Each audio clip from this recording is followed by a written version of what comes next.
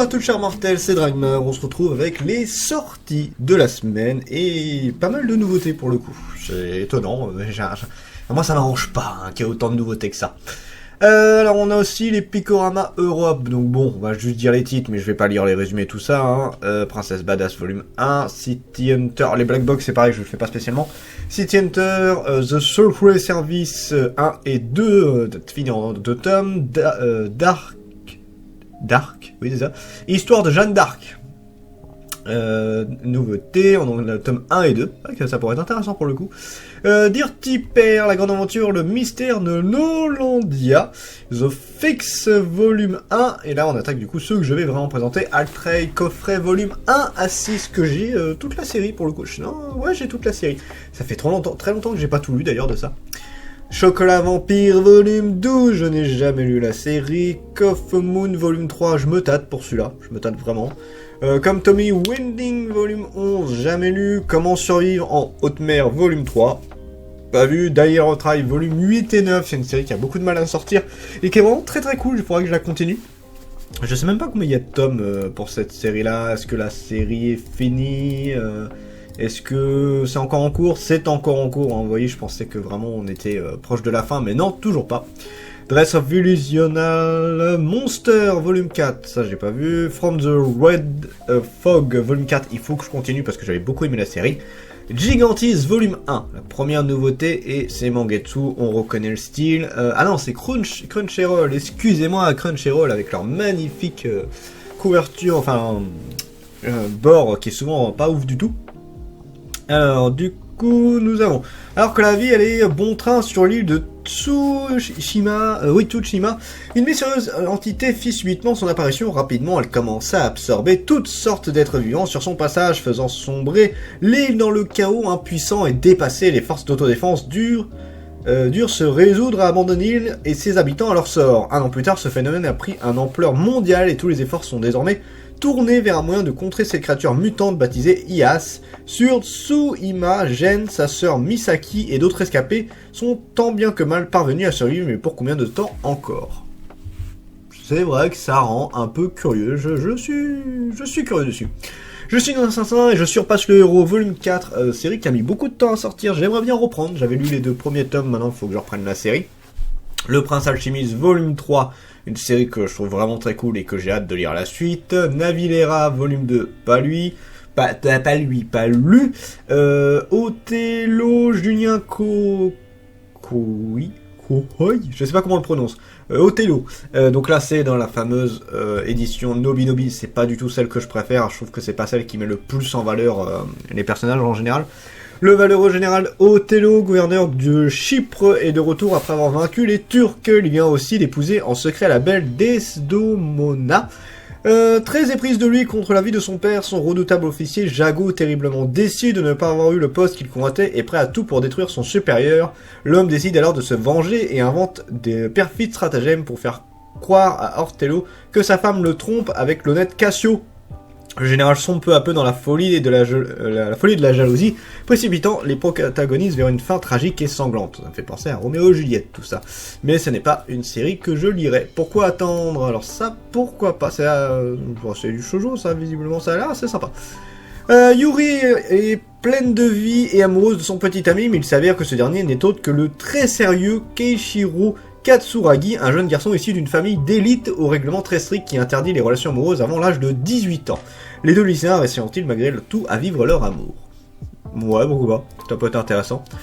Professionnel Désir, ça il faudra que je lise, c'est parce que j'avais bien aimé les autres séries de l'autrice, si j'ai pas de bêtises. Promesse en rose volume 7, ça j'ai pas lu. Saotome dernier tome, déjà j'ai l'impression que ça faisait pas longtemps que la série était sortie, mais là on a déjà la fin de cette histoire. J'ai pas du tout accroché, mais du coup si quelqu'un me le prête, pourquoi pas, mais sinon je ne le lirai pas. Science Academy volume 3, réflexion sur la lumière, ça doit être un truc par rapport au dessin. The Dark Saint volume 1, 2 tomes en cours. Faible, trahi et abandonné par son groupe, le guérisseur trouvera-t-il son salut dans la magie noire? Depuis tout jeune, Russell s'entraîne dur pour devenir un héros, mais la déesse l'a finalement nommé le Saint, le rang le plus élevé dans la hiérarchie des guérisseurs. Dès la première aventure de son équipe, il est exclu par ses 3 amis qui s'estime capable de prodiguer les mêmes soins en entrant dépité dans son village. Il rencontre la belle et mystérieuse Sibylla qui lui dit « Veux-tu la force ?» Alors qu'il est aux abois dans un nouveau donjon, Rustel libère l'énergie illimitée qui sommeille en lui grâce au pacte qu'il a conclu avec Sibylla. Et ça, j'ai très hâte de pouvoir lire ce manga-là. Il me tente énormément. 3 Yakuza pour une otaku, volume 8. Pas vu. 008, apprenti espion, volume 9. Je suis à jour et j'ai hâte d'avoir la suite. Bienvenue chez Ginmokusei, volume 1 et 2 terminé, visiblement.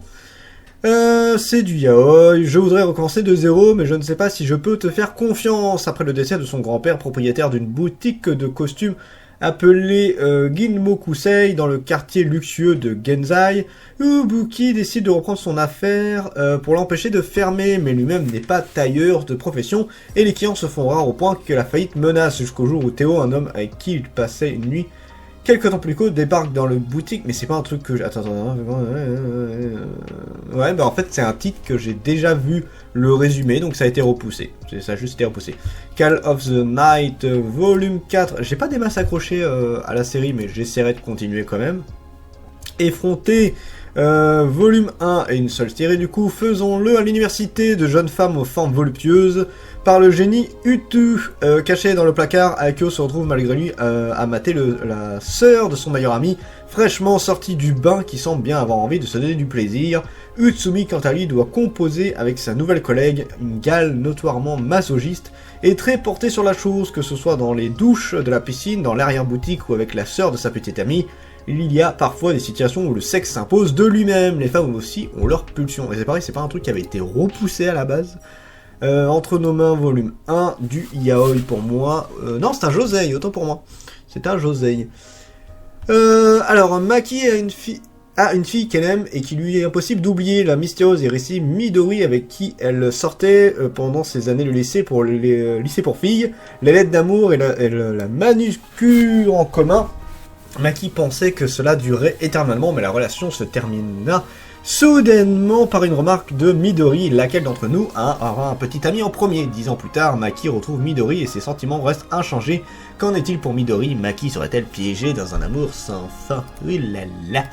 Ouais, bon, à voir. Futopi volume 4, je n'ai pas vu. Al Ripper volume 1, donc ça c'est du haut manga, ça c'est le genre de... J'ai un méga retard sur l'hentai, c'est impressionnant. Ces idiots viennent se remporter le jackpot. Pour certaines femmes, prendre la virilité d'un homme est aussi facile que de cueillir une cerise sur un arbre, qu'il s'agisse du jeune voisin de l'appartement du dessous, d'un barmoine chevaleresque ou d'un nouveau demi-frère. Elles n'attendent qu'une chose, partager leur expérience avec leur proie. Venez goûter à la volupté de ces prédatrices aussi sexy qu'entreprenantes. Venez vous faire croquer. J'aime beaucoup le résumé pour le coup. Happy Shit Live volume 3. C'est du yaoi, pas vu. Hello Green Day, volume 1, terminé en un tome, c'est du yaoi. Victime d'homophobie à l'école, Mikage a décidé de laisser de côté les relations humaines pour se consacrer à sa passion, la botanique. Désormais en master, il doit composer avec les nouveaux élèves de son professeur référent. Donc, pareil, c'est une histoire qui avait déjà été faite. Voilà, en fait, on se retape les mangas qui ne sont pas sortis. Itori Jime My Hero volume 11, pas vu. Hippo volume 18, saison 6, pas vu. Je sais même pas si je regarderai un jour. I Want You volume 2 et dernier tome. L'indécence d'une sœur, ça c'est un... on va éviter de mettre trop en avant, hein. Laisse-moi te faire un petit massage. Qu'il s'agisse d'un frère qui fantasme sur ses sœurs, d'une mère qui fait l'éducation sexuelle du petit ami de sa fille, ou d'une jeune femme qui se retrouve malgré elle embauchée par un étudiant de films pornographiques. Elles ont vite fait d'en redemander. Pudique au début, le plaisir aura très vite raison des tabous et des conventions sociales. La flamme torride qui les anime semble incontrôlable et ça tombe bien puisque leur partenaire ne semble pas se lasser de tenter de l'éteindre. Oui, c'est ça, de l'éteindre. Une fois qu'elles y ont goûté, elles ne peuvent plus s'en passer. L'île de mon premier amour. Aïe aïe. Un tome. Tatsunoshi, apprenti cuisinier, et Nanami, moniteur de plongée, habitent sur une petite île touristique que tous deux sont amis d'enfance, voire un peu plus que ça. Depuis quelques années, ils ont pris l'habitude de se toucher pour se soulager mutuellement. Et c'est pareil, c'est un truc que j'ai déjà vu le résumé. La Fée des Neiges, très joli. C'est pareil, je le sais, ça avait été mis également. La librairie des mystères, lui je crois pas. Komiya, étudiant à l'université, elle emménage dans une vieille maison pittoresque qui fait également office de librairie. Le propriétaire Yozo est un homme réservé et un peu distrait, mais Komiya l'apprécie instantanément. Il remarque également que Yozo reçoit à la boutique quelques étranges clients, mais n'y prête pas vraiment attention jusqu'au jour où, après un tremblement de terre, il découvre que Yozo s'est transformé en enfant, la raison un filtre de jouvence qu'il vient d'acheter à une déesse. Et c'est à ce moment-là que Komiya apprend. Mais c'est pareil. C'est pareil, j'ai déjà vu, ils sont chiants à remettre. Happy Mariage, ah, ça a l'air sympa. J'aime beaucoup la couverture est vraiment magnifique pour le coup. Ils redoutaient leur union, elle sera la clé de leur bonheur, tout ce que je souhaite c'est qu'un tout petit peu de bonheur. Miyo Saimori descend d'une longue lignée de nobles dotés de ce pouvoir surnaturel, alors qu'elle-même n'en a pas. Sa demi-sœur qui a, elle, hérité d'un don, la traite comme une servante. Ses parents ne lui témoignent aucun amour et personne ne se soucie d'elle. Pour couronner le tout, son ami d'enfance est seul allié, s'est fiancé à sa sœur pour reprendre la tête du clan Saimori. Étant considéré comme une nuisance par tout son entourage, Miyo est envoyé dans la famille Kudo pour épouser leur chef réputé cruel et sans cœur. Découvrez ce savant mélange de fantaisie du Japon ancien et de romance dans cette intrigue touchante menée tambour battant et qui s'ouvre sur des fiançailles. Mais ça a l'air vachement cool. Moi je suis très curieux de ce titre là. Ah tiens, j'ai pas mis, le héros de la galaxie, c'est pareil, cette série là, il faut vraiment que je la rattrape parce que je la trouve exceptionnelle et j'ai un putain de retard. My Lovely Bodyguard, volume 3, je n'ai pas vu. Oshinoko et l'édition collector, ça, il faut que je les achète. Et j'ai très hâte d'avoir l'animé, du coup. Psychopath Girlfriend, ça n'a pas été repoussé, ce truc-là. Je vais voir. Terminé en 4 tomes. Yuma et le souffre de l'air d'une bande de voyous. Attends. Ouais, c'est déjà vu. Attends, je vais le relire quand même. C'est remarqué ça. Yuma est le souffre de l'heure d'une bande de voyous dans son école. Son quotidien est un véritable calvaire et il sent qu'il sombre progressivement dans les tréfonds de la folie. Le seul moyen qu'il trouve pour exorciser son stress est de garder la tête hors de l'eau et d'abîmer les voitures de parfaits inconnus. Mais un jour, une élève le surprend en train de commettre une dégradation et en un clin d'œil, la jeune fille comprend alors qu'il traverse les mêmes épreuves qu'elle. Elle l'accoste alors avec les mots suivants. Yuma, tu es le partenaire que je cherchais depuis des années. Dès lors, ils décident de se soutenir mutuellement, sauf que la demoiselle a déjà sombré dans la folie depuis bien longtemps. Ça peut être très intéressant, j'ai hâte de voir ça. Saint Seiya, Darkwing. J'aimerais beaucoup me mettre à jour sur les Saint Seiya. Oh là là, c'est long par contre. Tokito Shoichiro est un étudiant dans un lycée lié à la fondation GRAD. Il est sur un paquebot en direction du Monténégro. Il remarque une fois de plus la mystérieuse Yoruhime Tsukishima, qui est aussi dans sa classe, reste le regarder. Il est rejoint par son ami Katorea Mikagami, fille douée pour le tir à l'arc, et son grand frère Tokito Sojiro, doué pour la boxe. Il plaisante en pensant que Sushiro aime Tsukishima, c'est dur de dire tous ces noms, qui est tout le temps toute seule. Tout à coup, ils sont interrompus par le discours sur scène de Julius Griffon, un étudiant plus âgé. Sushiro a soudain un flashback dans lequel il se voit souriant après avoir laissé une personne en kimono en sang lors d'un combat de karaté. Il est visiblement traumatisé par ça. Julius présente plusieurs étudiants d'élite avec leur talent, des chats noirs, des chats noirs ennuis. Tsukishima échoue, va l'aider. Soudain, une lame de fond percute le bateau. Tsukishima et le chat sont sur le pont de... Alors, excusez-moi parce que là c'est vraiment un long résumé. Sont sur le point de tomber dans la mer. Shu attrape Tsukishima et lance le chat vers ses amis pendant qu'ils tombent tous les deux dans la mer alors qu'ils sont dans l'océan. Shu voit l'image d'une wyvern. Il se réveille un an plus tard avec Tsukishima à ses côtés dans l'Elysion, lieu où seuls les dieux sont autorisés à pénétrer. Hadès le convoque et le nomme Jug de la Wyrn. Que se cache-t-il derrière tout cela et qui est réellement Shu? Eh ben c'était horriblement long pour pas grand chose, hein, pour le coup. Fallait plus vite hein, là-dessus. Silver Wolf, Bloodbone, volume 16 et dernier tome, c'est une série qu'il faut absolument que je termine, c'était exceptionnel. Stigmatal, les empreintes de la passion, volume 2, pas vu. Succubus, il arrête pas d'être repoussé, c'est bon, je le relis pas, hein, c'est Méan, de toute façon, j'ai envie de te dire. The Boxer, volume 2, je crois qu'il avait été repoussé également. The Breaker, ça a été repoussé également, c'est un vrai bordel. The One, volume 8, pas vu. Toko Confidential, volume 3, il faut que je reprenne, j'ai même pas lu le premier encore. Mikey, je veux te faire jouir. Alors, attends, hop, on évite de trop montrer. 6 épouses débordantes d'amour perverties et de luxure entrent en scène. Dévoyés, adultères, agressés par membres de leur famille et humiliés avec leur amant ou en pleine orgie, ces femmes mariées sont toutes à la merci de leur déviance. Cet air béat sur son visage, jamais je ne pourrais l'oublier. Ok. Tsumato Torare, Irrésistible, Adultère, volume 1. Je sais pas, ça me dit quelque chose au dessin par contre. Je suis tombé amoureux de la femme d'un autre alors que mon épouse se fait baiser, c'est mal, et pourtant le plaisir me fait perdre la raison. Kosume et Shio forment un jeune couple marié, tout ce qu'il y a de plus heureux, mais il y a malgré tout une ombre au tableau. Kosuke est stérile et décide alors de faire appel à un donneur de sperme aux méthodes pour le moins inattendues, et si sa façon de faire le met au départ mal à l'aise, ils finissent par y prendre goût, autant Shio et son donneur que la femme de ce dernier, et Kosuke. Il devait juste me donner son sperme, et maintenant il m'offre tellement plus. Eh ben dis donc, ça va loin. Watch and Die, volume 1, super couverture, hein. Franchement je trouve la couverture exceptionnelle, terminé qu'en 4 tomes, c'est dommage. Lorsque Yuwa et Rei entendent parler pour la première fois sur les réseaux sociaux de la rumeur attestant qu'une vidéo en passe de devenir virale tue tous ceux qui la regardent, ouais c'est... Ah comment ça s'appelle? La fille avec le puits là, j'ai perdu le nom, c'est pas The Grudge mais c'est un truc du même style. Il n'y croit absolument pas jusqu'au jour où Yuma reçoit le lien, puis, amusé qu'autre chose, il décide de cliquer et regarder la vidéo, et à partir de là, il va vivre un véritable enfer, son état de santé se dégrade à vitesse grand V, comme si son corps pourrissait de l'intérieur. Pour s'en sortir de ce calvaire, il n'y a qu'une solution, transférer ce lien à un autre contact, et pour prier que ce dernier regarde au plus vite cette étrange vidéo.